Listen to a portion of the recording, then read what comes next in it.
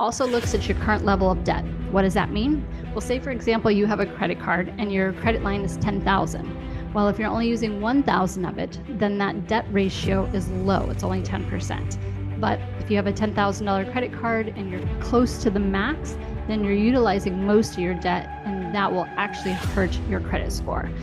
The other thing that it looks at is your history. How long have you had credit cards open? So if you're thinking about shutting down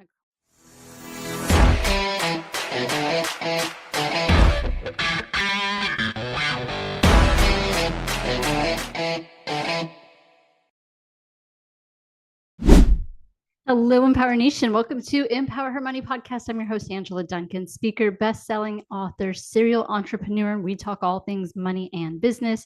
Today's episode, I'm running solo today. I recently just did my continuing education for my insurance license. For those of you who may not know, I had an insurance company for 5 years. I started from scratch, bought a franchise, was brand new to the insurance agency, but like most things in life, when I decide to do business, I am 1,000% in. So dove right in to the insurance agency in 2018 in the Tampa Bay area. And then we went through our first Hurricane Irma. So learned a lot about claims, and I definitely stay on top of my continuing education for the insurance industry, primarily for residential properties and commercial properties and business liability, so that I can, give great advice here on the podcast, have some information for my own business. And then who knows, maybe in the future, perhaps I'm going to launch another insurance company, but we'll see what's in front of me. So I just wanted to give you some updates for those that perhaps don't understand the insurance agency or the insurance industry, and you keep getting your homeowner insurance renewals, your auto insurance renewals, you've had no claims, and then you just see them just double and triple over the couple of years that you've had them, and you just don't understand why. So I wanted to give you some tips as a consumer on what you can do to help keep your insurance costs lower. So the first thing that I recommend is when you get your renewal, to contact your insurance agent. Make sure that they are shopping around your rate. Now, keep in mind, if you have insurance with like State Farm, for example, they have less carriers than an independent brokerage. So shopping around with more than one company can be beneficial for you to make sure that your rates are lower. And your insurance agent should be asking you, when you do that renewal, have you had any updates in the past year or since your last renewal? And it's important for you to keep documentation for anything. For example, if you have a new roof, you put on AC, maybe you put in a new garage door that's hurricane rated. Make sure your insurance agent knows about all of your updates that you did, so that you can take advantage of all of the discounts that might be available to you.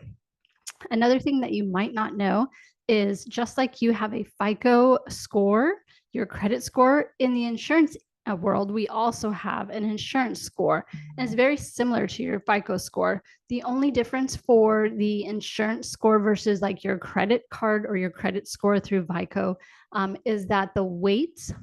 Let's back it up for a second. I don't want to get too far into the weeds. So let's start with your credit score. When you have a FICO credit score, it's broken down into certain categories that help that score, right? So currently, you can have a FICO credit score from 300 to 850. And the way that that is broken down, it's weighted on several things. For example, and I have my cheat sheet in front of me because they did recently update this, is that if you have your credit score, 30%, 35% now of your past payment history goes into that score. Also looks at your current level of debt. What does that mean? Well, say for example, you have a credit card and your credit line is 10,000. Well, if you're only using 1,000 of it, then that debt ratio is low. It's only 10%. But if you have a $10,000 credit card and you're close to the max, then you're utilizing most of your debt, and that will actually hurt your credit score. The other thing that it looks at is your history. How long have you had credit cards open? So if you're thinking about shutting down an older credit card that you're not using, you might want to think about holding on to it, because that credit history, how long you've had that card, also plays into your credit score. When you're applying for new credit, you can also hurt your credit score by applying by new credit cards, and it could be temporary on your credit score, but just keep that in mind as well. And then what type of credit cards, home loans, auto loans, that also plays in a factor. So the biggest thing between your regular FICO credit score and your insurance score is that payment history. The better your payment history on your insurance payments, on your insurance policies, the better your score will be. And it's based on that information. It's a little bit heavier weighted for us in the insurance agency, just because we're looking at how are you as a consumer? Are you going to pay your bills back? You're going to pay your bills back on time? Or are we going to have to come after you? So that definitely plays into your insurance score. So curious to know what percentage of the population in the US falls within certain criteria within your credit score. So I mentioned earlier that a credit score ranges from 300 to 850 points, right? Only 13% of the US population falls in that 800 to 850 range. So if you feel like you're struggling to try and get to that 800, know that only 13% of the population is in that range. Now, when we look at 750 to 799, 27% falls in that category, and right below it from the 700 to 749 is 18%. So there we have 20, 40, 60, almost 60% of the population is between 7 and 850. So it's definitely somewhere you want to be. And fun fact for you as well, the higher your credit score, obviously the better the rate that an auto loan, a home loan, insurance will offer you.